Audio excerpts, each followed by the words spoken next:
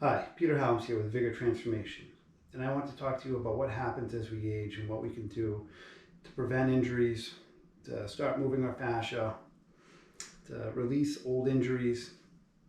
And it's not what we think. It's not through exercise. It's through release of our fascia at key junction points to get our tissue moving again, because as we age, it starts to get tighter and tighter and tighter around key points. And what we want to start to do is kind of release that. And that's what I've been working on these last few months, is just really what happens and what we can do to really actually stop or reverse these processes that start to happen. Up until probably a couple of years ago, we didn't really even have the technology to start attempting this.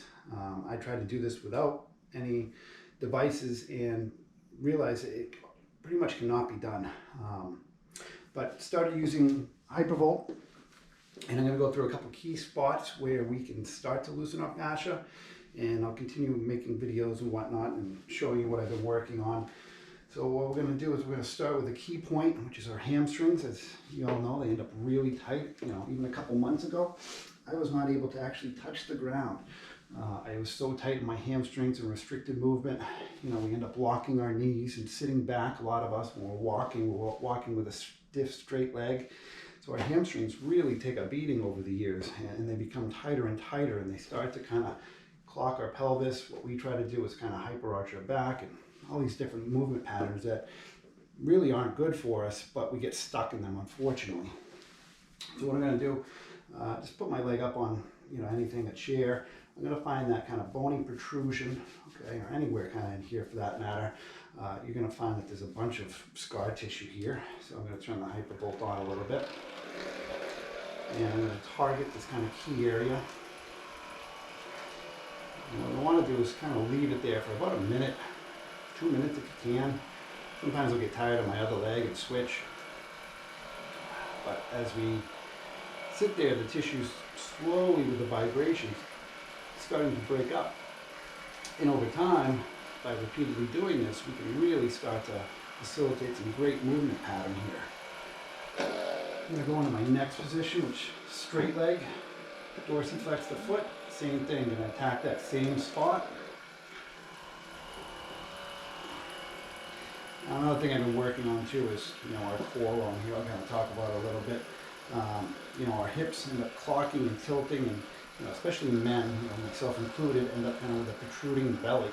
A lot of that's from our kind of max effort. We're trying to push or tent. And our core, just like anything else, should be flexible. I should be able to pull it in. I should be able to push it out. And that's another huge thing that I noticed or realized, that I couldn't do that anymore. I had so long started focusing on other systems that got us pushing our stomachs out. And I realized it's not the way to go. So there's a lot of different ideas out there, and in theory, they work temporarily and they do help.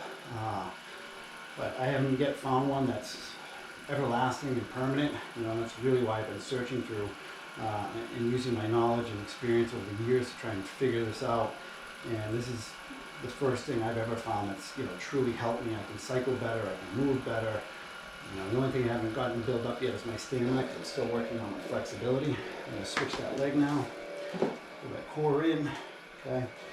Myself, I end up with my hip turned and twisted and rotated a little bit, because again, my tightness through here. I'm going to drop that down as best I can. Pull in the stomach. Focus on that point. So this is one of the key ones that I've been using to loosen up the glute, the hamstrings. Even your adductors you can actually get from there. The adductors come up and under and attach to a little spot in the back. And those are really, one of the key things too that start to manipulate or move us. And a lot of muscles we think are moving and use the way that we think they are anatomically, but because our joints get twisted and rotated and pulled out of position, our muscles aren't working the way that we think they are. And this is why you kind of get these kind of phantom pains, bending over your throat, your back, or your knee hurts, or whatever. We think they go away, but they're kind of almost encapsulated in scar tissue is what happens, and it restricts our movement pattern, almost like a brace. So we think we're better, but we don't notice that we maybe lost a little bit of range of motion. So we go with that straight leg now. Okay? This one I'm a little bit tighter. Okay? Have a little bit more of a hard time. Quadricep on this side's a lot tighter. My whole right leg, for that matter, is tighter. And you're going to kind of notice that that's true with about everybody. Okay? One leg does one thing, the other leg does another. So, you know, my left is more my balance. My right is like my kicking leg, if you will. Playing basketball, this is my jumping leg. You know, we twist and rotate. If you're righty, you're going to twist off your left. If you're righty or lefty, and lefties never hold true to anything, unfortunately. So in some ways they're a little more balanced, in some ways they're a little bit more harder to figure out, but we all kind of get the same issues if you really think about it over time. It just depends on how active we are, what we do, what we're trying to do to solve it. Next point's going to be kind of hips and core. So a ton of tissue comes in here, and your core is like a spider web, right? You know, it's attached to my hip, attached to my rib cage. Here, you know, when I was younger, when playing baseball, my rib cage ended up getting indented, I realized. I thought it was just the way it was. I realized now my pec got so tight that it kind of pulled and kind of indented this rib cage. And I know quite a few people have that as well. And, you know, I asked doctors, nobody really had an answer for it. And, you know, I realized now I developed all this scar tissue at a young age, right around here, and it kept developing more and more. Excuse me. And now that I've learned how to kind of start manipulating my fascia and breaking up the stomach tissue as well, you know, that's the one thing we don't realize. We think we need to keep training our stomach, but think of all the movements you do in a day. You're moving, right? That core is always working. Even if you're not pulling it in, you're pushing it out. So it's working one way or the other, whether you think it or not. You know, a lot of us, when we hinge over, like, oh, we're not engaging our stomach. That stomach is still engaged. Maybe really deep, but, you know, starting to pull my rib cage maybe. So it appears that it's not working, but in all reality, it's still working. There's no way a muscle, I don't want to say no way, but it's not going to completely shut down. It's still there, it's still holding you up, it's still doing something. You just may not be able to see it or feel it, okay? Because the muscles get so tight, and we think that we need that connection, which we should, but because of our tightness, we lose that connection. All right, so we're going to go over here. Now this can actually even be done, it's almost better done lying down. Now I've broken a decent amount of, excuse me, mine up. So you might notice that you're going to have to spend a little bit more time here. A lot of people do. Kind of thighs end up twisted and turned in. And again, we still have that flexibility. Another muscle can turn. Doesn't mean, you know, it's not working or it can't happen. And that's what led me to a lot of this stuff, is realizing my body's not moving the way that I think it is. And now I may be tensing a muscle moving, but that doesn't mean it's firing, okay? Firing should be shortening and lengthening, shortening and lengthening. Even if I'm holding, those fibers should be shortening and lengthening to help stabilize. But we all too often kind of tense, and now kind of all bets are off, if you will.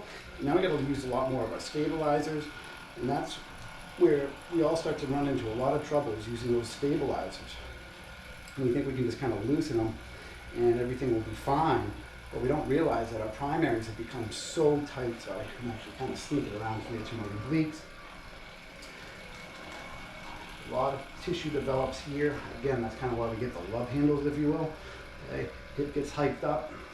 Tissue starts to develop here. Now, even myself, my glute med has been shut off. You know, I should be able to feel that when I AB duck my leg. I don't feel it at all. And again, it's kind of like sucked in, like what I kind of tend to call it. You hear me say bone tight, if you will. You know, it's another spot we can hit this key junction point. Again, these areas where you'll notice the tissue kind of hard, right? Doesn't have a soft feel to it. Now again, and that's the other part too, is sometimes we kind of have these soft areas and we think that that's fat. A lot of that is actually muscle tissue and some fat, but the tissue underneath is really tight. That's why it like hurts when you get hit or bruised or whatever, because the tissue is so tight, it's really excited. And because of that excitement, when it gets hit, it kind of sends you a warning. That warning is really to tell you it's tight. And that's kind of what happens with our pain receptors as well, is they kind of get all bunched up. So if they're all bunched up in one little spot, in these kind of small spots, they get really excited. And so it's gonna feel like it hurts more to get hit in these areas. And as we start to loosen our tissue, you feel much better. You know, less bruising, more circulation. I mean, there's a million reasons why we need to be or should be doing this. And, you know, if we just kind of start with these key spots, okay, kind of get you moving, if you will, you know, bony protrusion in the glute, okay, hamstring insertion. We're going to go slight bend, okay, then we're going to go straight leg. Keep that kind of as tight as you can, okay? You really want to stretch it, because the more I can stretch that tissue as I work the vibration, the faster this stuff actually breaks up. And that's kind of the neat part about all this. Getting into these key movement patterns and breaking the tissue up facilitates it to move much faster, okay? Same thing with kind of this area here. I can kind of lean back, if you will. I can lie down, let that leg and hip fall off so I can target these areas. And then use something as a base, okay? I showed you this kind of straight leg stretch to start. Now, you know, I used to really keep a flat back when I did this, you know, thinking, okay, I gotta protect my back, And now that's true if I'm lifting something heavy, but if I'm stretching, I want my fascia to go as many different ways as I can. And that's what happens over time, is we lose that flexibility. Same thing, I got into another video about the shoulder complex. You know, I was down and back for years, pushed out my belly, I brushed my lower back, and, you know, we all find balance somewhere, okay? Some of us push the head forward, everything gets tight in the front, but all these things can be fixed and changed. But if you think of where does it starts right in our hip complex. You know, I can't fix my upper neck. You can to a certain degree, but if I really want to fix the spine, I really want to start down here. Now, I'll make some videos of how we can fix some shoulder pain and arm pain, because that's another thing. If my arm's pulled back, well, my arm's shorter now, gets stuck here. Fascia on the arm could never release this stuff because it was so tight. It's actually in a shortened position, not a lengthened, okay? I'm not really going to want to lift too much out here, but again, we're talking about the fascia and how it should move and whatnot. You know, and again, if I'm not lifting anything and doing martial arts or something, it's okay to be this far out. I might not always want to be there, but Bruce Lee's famous 1-inch punch, if you will. Again, that's shoulder mobility. Same thing, I want to kind of elevate that a little bit, okay? I realized for years I was depressing and pulling back. And now that helps when I'm moving and rowing an object. That's right, okay? But when I'm going through my daily life, I don't want to be there all the time. Now I'm stuck there. It's what kind of messed up my chest and caused issues here in terms of development over the years, where I just thought it was the way I was built, and didn't realize it was, you know, my childhood and not using my upper body the way that I thought it was. Hope this was all helpful for you, and I look forward to making another one. Thank you.